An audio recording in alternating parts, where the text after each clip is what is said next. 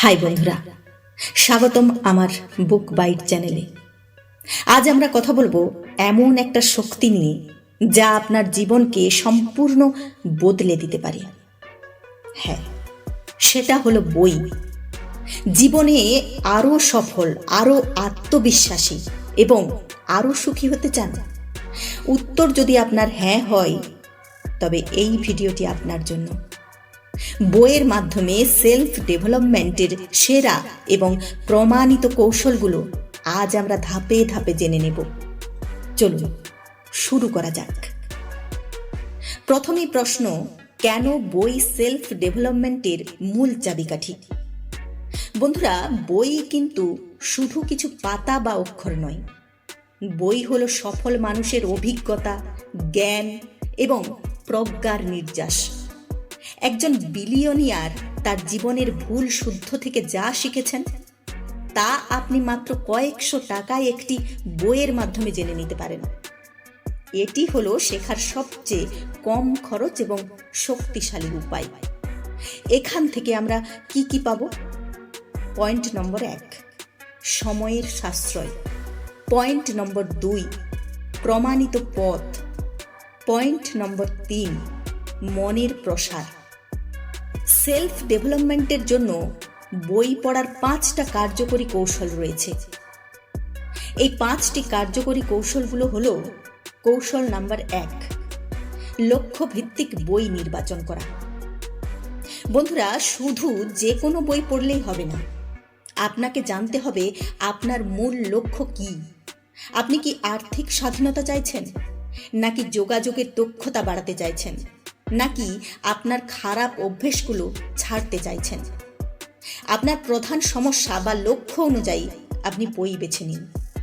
যেমন ধরুন, ফিনান্সের জন্য রবার্ট কিওসাকির রিচ ড্যাড পুয়ার ড্যাড, বা অভ্যাস পরিবর্তনের জন্য জেমস ক্লিয়ারের অটোমিক হ্যাবিটস। কৌশল number 2, active reading and note taking. সক্রিয়ভাবে পড়ুন, নোট নিন। অনেকেই কি করে, এই সমস্ত সেলফ ডেভেলপমেন্টের বইগুলো গল্পের বইয়ের মতো করে পড়ে। বন্ধুরা, সেলফ ডেভেলপমেন্টের বই সেভাবে পড়লে কাজ হবে না। আপনাকে হাইলাইট করতে হবে। বইয়ের মার্জিনে আপনার চিন্তা ভাবনাগুলো লিখতে হবে। একটি আলাদা করে নোটবুক পাশে রাখুন, যেখানে আপনার গুরুত্বপূর্ণ উদ্ধৃতি বা অ্যাকশন প্ল্যানগুলো লিখে রাখতে পারবেন। মনে রাখবেন, যা আপনি হাতে লিখছেন তা আপনার মস্তিষ্কে আরও গভীরে প্রবেশ করছে। কৌশল নাম্বার 3, 5 মিনিটের পদক্ষেপ। বন্ধুরা, বই পড়ার সবচেয়ে গুরুত্বপূর্ণ অংশ হলো বাস্তবায়ন। একটি অধ্যায় শেষ করার পর নিজেকে জিজ্ঞেস করুন, আমি এইমাত্র যা শিখলাম তা থেকে আজই আমি কি একটা ছোট্ট কাজ করতে পারি? শুধু পড়ার মধ্যে সীমাবদ্ধ না থেকে শেখা জিনিসটা ছোট আকারে কাজে লাগানো শুরু করুন। এই 5 মিনিটের অ্যাকশন স্টেপই ধীরে ধীরে আপনার বড় পরিবর্তন আনবে।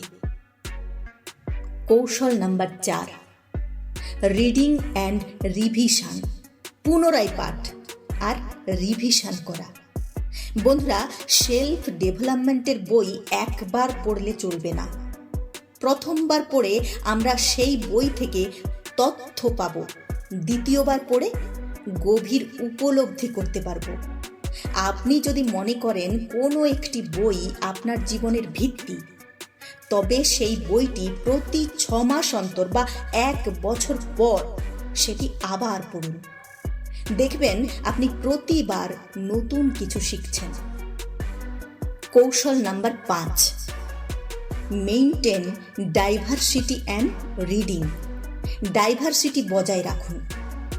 বন্ধুরা, শুধুমাত্র একটি বিষয়ে মনোযোগ না দিয়ে আপনার পড়ার তালিকায় বিভিন্ন বিষয় রাখুন। ধরুন, আপনি 1 মাস ফিনান্স নিয়ে পড়লেন, পরের মাসটি পড়ুন মনোবিজ্ঞান বা ইতিহাসের উপর।